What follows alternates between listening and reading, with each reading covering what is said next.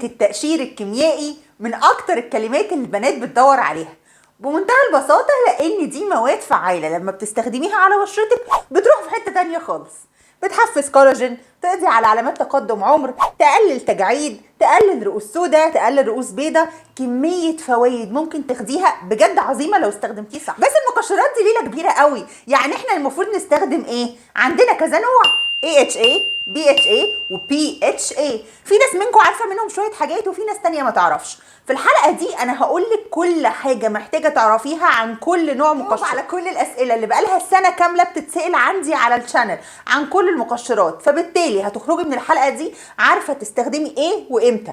ومش بس كده، كمان هقولك تدخلي ازاي المقشرات في الروتين بتاعك من غير ما بشرتك تتأذي خالص. واخر الحلقة زي ما متعودين هعمل لكم ملخص جميل كده يبقى معاكم عشان تبقوا عارفين تستخدموا ايه. طبعا مش هنساكي وهقولك كل نوع امثلة ليه مصري ومستورد عشان لو عايزه تدخليه في الروتين بتاعك يبقى معاكي الامثله اللي تدخليه بيها. اللي لسه مش عارفني عشان ما اطولش عليكم، انا دكتور ناديه، اعملوا لي سبسكرايب ويلا نبدا. ونبدا مع اشهر نوع من انواع المقشرات الكيميائيه وهما ال AHA. AHA اختصار كلمة ألفا هيدروكسي أسيدز، وده نوع معين من الأحماض مستخلص من حاجات كتير طبيعية زي الفاكهة زي اللبن، وده بيخليه لطيف على البشرة. أحجام جزيئاته متفاوت، وفي معلومة مهمة جدا أنا محتاجاكي تكوني عارفاها في المجموعة اللي هنتكلم عنها لأن أمثلتها كتير.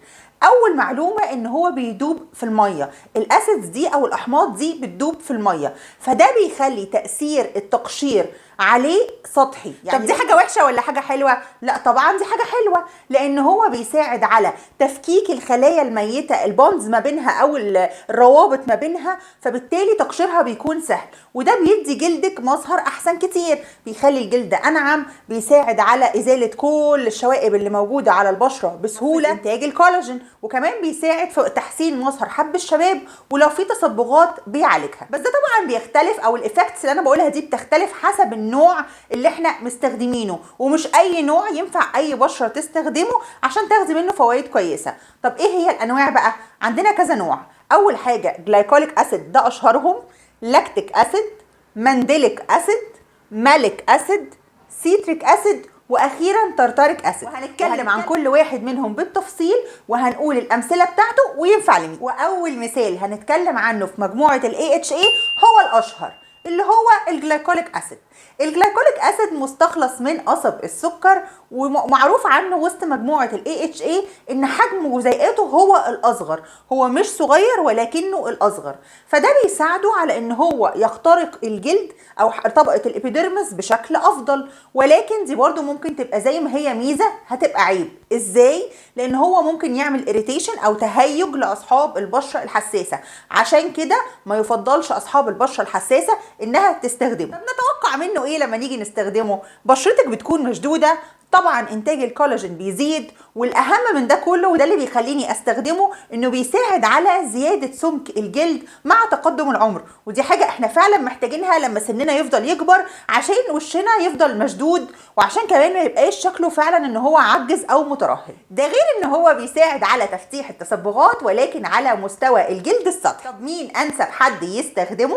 طبعا اصحاب البشره المختلطه والدهنيه. ايه هي اشهر امثله الجلايكوليك اسيد اللي احنا ممكن نستخدمها؟ طبعا زي ما انتم شايفين، اول واحد ده اوردينري، انا عامله له حلقه كامله عندي على الشانل لاستخدامات كتير جدا ليه، من اول فروه راسك لحد قدمك، وكمان هحط لكم اللينك بتاعها عشان تشوفوه. وعامله كمان حلقه على لوريال جلايكوليك برايت، وده برده جواه جلايكوليك اسيد، وكان من احسن السيرمز اللي احنا ممكن نستخدمها. ولكن ذا اوردينري طبعا هو عندي من قبل المقاطعه، وكمان لوريال نفس القصه مقاطعه، فبالتالي مش دول اللي انا عايزه اتكلم عليهم في الحلقه دي، انا عايزه اتكلم على الانواع اللي ينفع نجيبها. طيب ترشيحاتنا بقى، اول حاجه ممكن نستخدم ادفانسد كلينيكالز، ده تركيز الجلايكوليك اسيد فيه 10%، وده تركيز كويس جدا. اما بقى لو انت في مصر فانا اكيد هرشح لك سيبوفاكس. سيبوفاكس جواه نياسيناميد وجلايكوليك اسيد وساليسيليك اسيد، وطبعا فاكسل عامه من كل الحاجات او كل الحاجات اللي انا استخدمتها منها كشركه مصريه انا بحبها جدا وبرشح السيرم ده وبقوه. ممكن كمان تستخدمي ذا بيورست سوليوشن، وده نوع من انواع السيرمز التركي اللي بدات تنتشر مؤخرا في السوق عندنا سواء المصري او العالمي، وفعلا الريفيوز بتاعتها كويسه جدا. عامل جلايكوليك اسيد سيرم ومعاه BHA او ساليسيليك اسيد. كمان عندنا ذا انك ليست ما اقدرش انساه لان هو من الاختيارات الجيده جدا. واخيرا اوز ناتشرالز بس تركيز الجلايكوليك فيه 30%، فما انصحش ان احنا نستخدمه في البيت خالص. ولو انتوا بقى استخدمتوا انواع تانية اكتبوها لي تحت في الكومنتس وقولوا لي ترشيحاتكم عليه. وتاني نوع هنتكلم عنه هو اللاكتيك اسيد، ومن اسمه كده باين ان هو مستخلص من اللبن، ولكن في فرق جوهري ما بينه وما بين الجلايكوليك اسيد في حجم الموليكيول او في حجم المركب. ازاي؟ اللاكتيك اسيد يعتبر اكبر شويه من الجلايكوليك اسيد، فده بيخلينا في ميزه حلوه جدا لاصحاب البشره الحساسه، ممكن يستخدموه عادي. ولكن الموضوع مش هيقف عند كده، في ميزه رهيبه في اللاكتيك اسيد مفيده جدا لاصحاب البشره الجافه والبهته. ايه؟ ان هو مرطب جيد جدا. فتخيلي بقى ان انت بتستخدمي حمض وكمان مرطب في نفس الوقت، يعني مش هينشف بشرتك. فبالتالي زي ما قلنا هو مناسب جدا لاصحاب البشره الحساسه واصحاب البشره الجافه والبهته. وبيعمل كده ازاي؟ عن طريق ان هو بيتحد مع الميه اللي موجوده على سطح الجلد وبيحافظ عليها، فبالتالي ترطيب بشرتك بيزيد.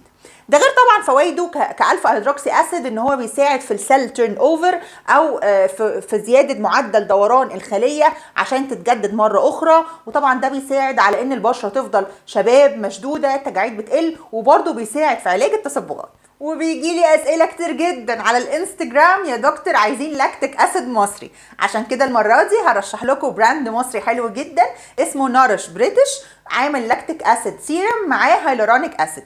طبعا الاشهر او كل الناس اللي عارفينه بره هو ذا اوردينري، وعاملين منه تركيزين ال 5% وال 10%، وبرده حاطين معاه هيلورونيك اسيد لان ده فعلا مع اللاكتيك اسيد بيساعد ان الترطيب يكون مضاعف وبيحتفظ برطوبه البشره. ولكن زي ما قلنا ذا اوردينري مقاطعه، فعشان كده البديل اللي انا هرشحه للي عايشين خارج مصر هو ذا انك ليست. ثالث نوع هنتكلم عنه هو المنديليك اسيد، وده نوع من الاحماض مستخلص من اللوز.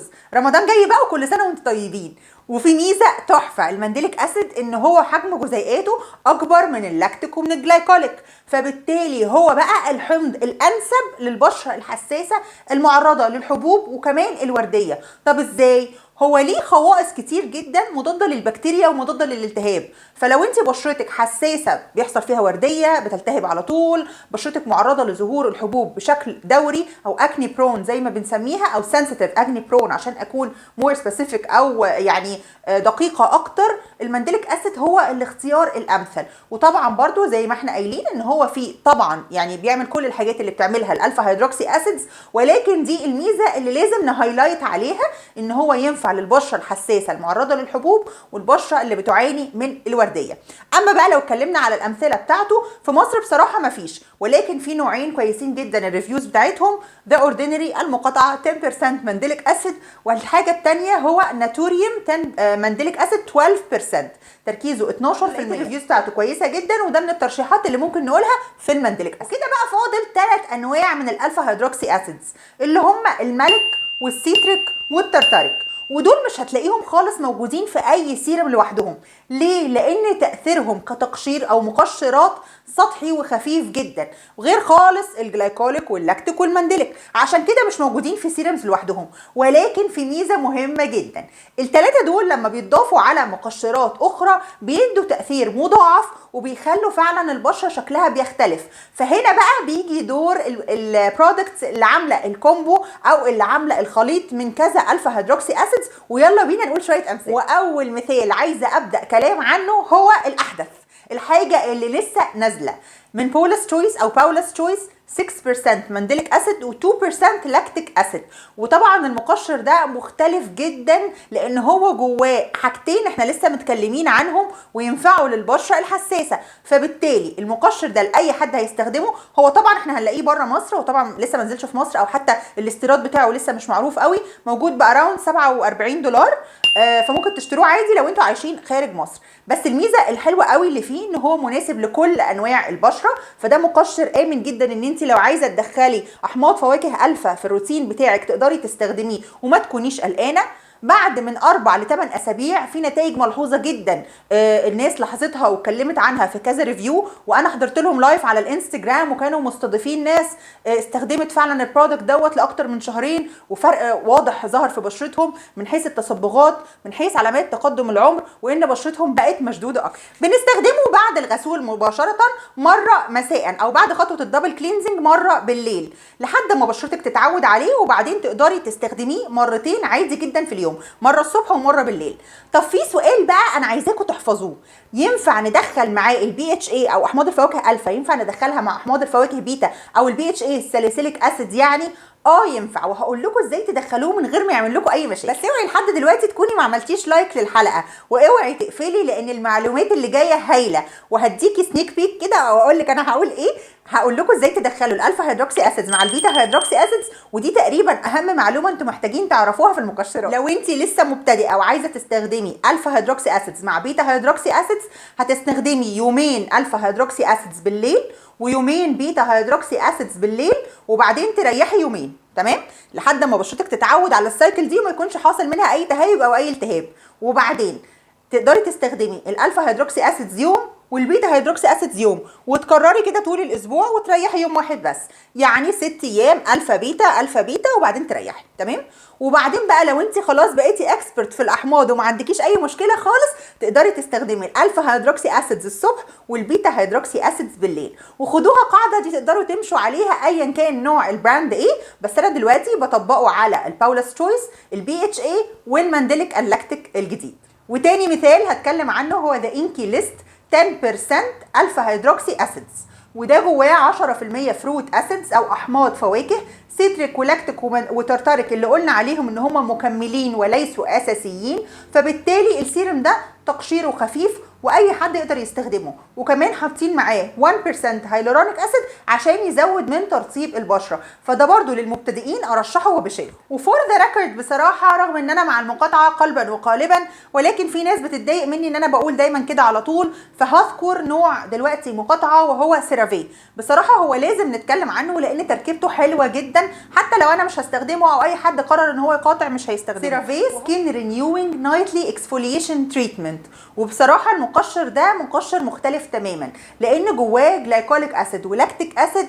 ومش بس كده، هم طبعا سيرافي معروف ان هي دايما بتحط في المنتجات بتاعتها سيرامايدز، ودي مواد بتساعد على الحفاظ على حاجز البشره، فبالتالي لما تكوني بتستخدمي مقشر معاه حاجات تحافظ على حاجز البشره اكيد بتفرق جدا. وحاطين فيه هايلورونيك اسيد للترطيب، وكمان ليكوريش روت اكستراكت او خلاصه العرق سوس، وده بيساعد على تفتيح التصبغات بشكل كبير. فبالتالي لما بتستخدمي السيرم ده لوحده، بصراحه انت مش محتاجه تستخدمي حاجه تانية، يعني بتاخدي تقشير وترطيب وكمان تفتيح مختلف وحلو جدا، بس انا مش هجيبه ابدا.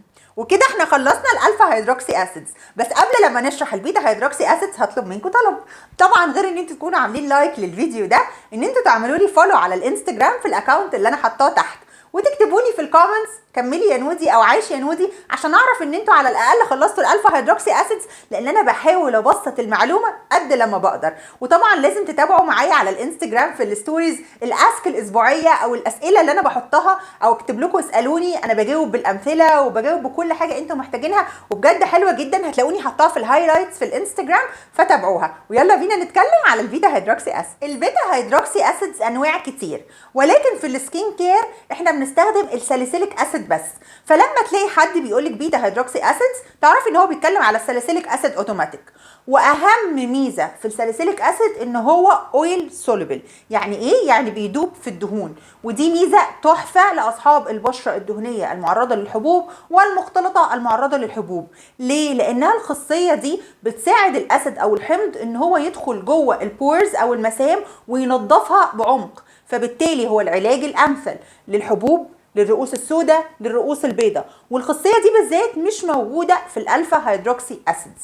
اما بقى لو اتكلمنا عن التركيز المثالي للساليسيليك اسيد، فهو بيكون 2% او 2%. نتوقع ايه من استخدامه؟ طبعا علاج للحبوب هايل، مضاد للالتهاب، بيقلل علامات تقدم العمر بشكل كبير، بيساعد برضو على السيل تيرن اوفر او تجديد الخلايا، وبيقلل الالتهاب والاحمرار المصاحب للورديه. اما بقى عن الامثله فيلا بينا نقولها مع بعض. عن الامثله فطبعا لازم نذكر اشهر واحد اللي هو بولس تشويس 2% ساليسيليك اسيد او BHA. ده جواه جرين تي اكستراكت او خلاصه الشاي الاخضر، ومن اكتر الحاجات اللي فعلا فعاله في علاج الحبوب الملتهبه، وكمان بيقلل الاحمرار والالتهاب لو انت بشرتك اكني برون، وطبعا ده اكتر واحد معروف. تاني مثال ارشحه وهو ذا انكي ليست 2% ساليسيليك اسيد، وحاطين معاه برده هيلورونيك اسيد، وده من الحاجات الجميله جدا، والاثنين دول مش مقاطعه فنقدر نجيبهم عادي. اما بقى لو انت في مصر طبعا انت تكونوا عارفين الترشيح بتاعي لان انا على طول على الانستجرام بتكلم عنه، وهو فلورش. فلورش انا عامله عنه حلقه برده مخصوصه، احط لكم اللينك بتاعها.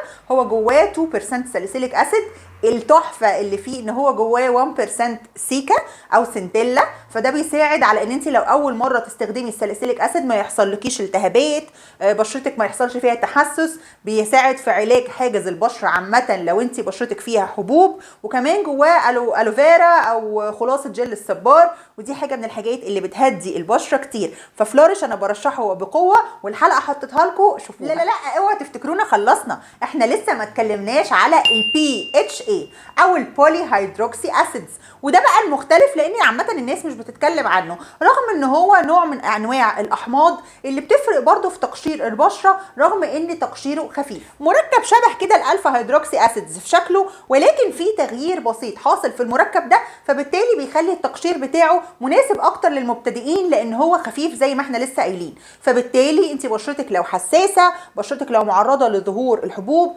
عندك اكزيما او اتوبيك ديرماتيتس، المقشر ده ينفع نستخدمه معاه، ودي الحاجه المختلفه اللي فيه. فزي ما قلنا ان هو ممتاز للبشره الحساسه، كمان ليه دور فعال جدا في علاج علامات تقدم العمر. وفي منه نوعين، وهو الجلوكونولاكتون المشتق منه النوع الثاني وهو اللاكتوبيونيك اسيد، وده ممكن تكونوا قريتوه على شويه سيرمز او على مركبات لان هو بيدخل فيها بشكل. وفي دراسه اتعملت لمده 12 اسبوع بتقارن ما بين البولي هيدروكسي اسيدز او PHA، خصوصا اللاكتوبيونيك اسيد مع الجلايكوليك اسيد في علامات تقدم العمر، ولقوا انه الاثنين مدين نفس الفاعليه، ولكن الجلايكوليك اسيد عمل مشاكل اكتر وتهيج وتحسس في البشره، اما البولي هيدروكسي اسيد ما حصلش منه كده. وفي دراسه تانية اتعملت على الجلوكونولاكتون مع البنزويل بيروكسيد، ودي حاجه من الحاجات اللي احنا بنستخدمها لعلاج الحبوب، ولقوا ان التاثير في علاج الحبوب واحد في الاثنين، ولكن التأثير واحد، ولكن الأعراض الجانبية أقل لما بنستخدم PHA. أما عن الأمثلة ففي نوعين بس هم اللي هنقول عليهم لأن هم الأشهر واللي موجودين. The Inky List PHA سيرم، وده جواه الاثنين بولي هيدروكسي اسيدز اللي قلنا عليهم، وفي كمان نوع تاني اللي هو الناتوريوم PHA 12%، وده جواه كومبو اسيدز حاطين فيه النوعين بتوع PHA، وكمان مانديليك اسيد مع فيتامين سي وفيتامين اي وهيلورونيك اسيد وشويه حاجات كده، والاثنين مناسبين جدا للبشره الحساسه وكمان البشره الجافه. طيب احنا كده المفروض ان احنا فهمنا AHA BHA PHA، نختار ايه؟ تعالي اقول لك ملخص الحلقه. بس هقول لك ملخص الحلقه ده، انا كمان هقول لك على تونرز او سيرمز فيهم AHA BHA PHA مع بعض، فاستني لحد اخر الحلقه عشان الاكزامبلز دي مشهوره جدا وهتعوزي تعرفيها. ويلا بينا نقول ملخص الحلقه. لو انت بشرتك جافه ارشح لك وبشده الالفا هيدروكسي اسيدز او اللاكتيك اسيد عامه. لو انت بشرتك دهنيه ومعرضه للحبوب طبعا بلا منازع الساليسيليك اسيد او BHA. لو انت بشرتك مختلطه الافضل معاكي هيكون الالفا هيدروكسي اسيدز او الجلايكوليك اسيد. بقى لو انت بشرتك حساسه ففي 2 اوبشنز او اختيارين، ان انت تستخدمي يا اما المانديليك اسيد الفا هيدروكسي اسيدز او تستخدمي PHA او البولي هيدروكسي اسيد. طب هل بقى في برودكت جواه الثلاث احماض او الثلاث جروبس من الاحماض اللي اتكلمنا عنهم؟ ايوه فيه، من شركه سان باي مي واسمه تونر المعجزه، وهو معجزه طبعا لان هم حاطين كل حاجه مع بعض، وده بيقلق الصراحه هل ينفع تستخدميه ولا لا. بس خليني اقول لك الملخص اللي فيه. سان باي مي عامله 30 دايز ميراكل تونر، وده جواه AHA BHA PHA تونر، يعني جواه كل الاحماض اللي انت ممكن تتخيليها، وده ممكن يخليكي مثلا حاسه انه طب هيبقى هارش على البشره وهيبقى يعني شديد علينا. لا، لان انا لما بصيت على التركيبه لقيت ان اصلا تركيز الاحماض اللي هم حاطينها ضعيفه جدا، حاطين سيتريك اسيد بنسبه ضعيفه، حاطين الساليسيليك اسيد تقريبا 0.5%، 9%. حاطين اللاكتوبيونيك اسيد برضو في الاخر. يعني تركيز الاحماض عامه مش ضعيفه، يعني هما بيضحكوا علينا؟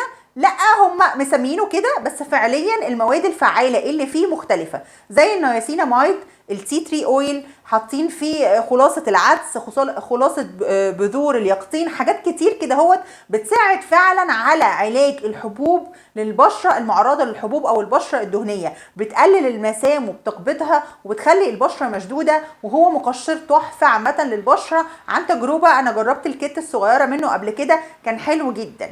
فخليني اقول لكم ان المنتج ده هو اسمه احماض، ولكن نسبه الاحماض فيه قليله جدا، فتقدر اي حد يستخدمه بامان وما يخافش من الاسم او يتخض، لان هو هيدخل كل ده مره واحده في الروتين بتاعه. زي ما قلنا المواد الفعاله اللي فيه مش معتمده اصلا على الاحماض بنسبه كبيره، فتقدروا تستفادوا منه عادي سواء انت بشره دهنيه او معرضه للحبوب. وكمان خليني اقول ان هو ما فيهوش لا كحول ولا عطور، فلو عايزه تدخليه في الروتين بتاعك ما تقلقيش وتوكلي على الله. برضه عشان اكون مرتبه لك دماغك بشكل كبير وانت خارجه من الحلقه دي، خليني اديكم ملخص تاني. الاي اتش اي اهم وظيفه ليه هي التقشير والتفتيح. البي اتش اي اهم وظيفه ليه هي تنظيم افراز الدهون، علاج الحبوب، وطبعا عدم انسداد المسام، تنظيف المسام والرؤوس السوداء والبيضاء. اما بقى البي اتش اي هو البيزك للمبتدئين، لو اي حد عايز يستخدم تقشير كيميائي وخايف على بشرته الحساسه يقدر يستخدمه بامان. انا عارفه ان الحلقه كانت طويله عليكم شويه، بس بجد كل المعلومات اللي انا قلتها دي كانت مهمه جدا ان انتوا تعرفوها، وكانت بشكل مبسط قد لما قدرت، واديتكم كل الامثله اللي انتوا محتاجينها سواء مصري او مستورد عشان تدخلوا التقشير الكيميائي في الروتين بتاعكم من غير ما تكونوا قلقانين خالص. فهستنى منكم اللايك والسبسكرايب والشير، وهستنى منكم طبعا تكتبوا لي في الكومنتس ان انتم انبسطتوا بالحلقه، يا رب تبقى عجبتكم، وهستنى برضو تقولوا لي عايزين تشوفوا مني ايه الفتره الجايه. اشوفكم في الحلقه الجايه.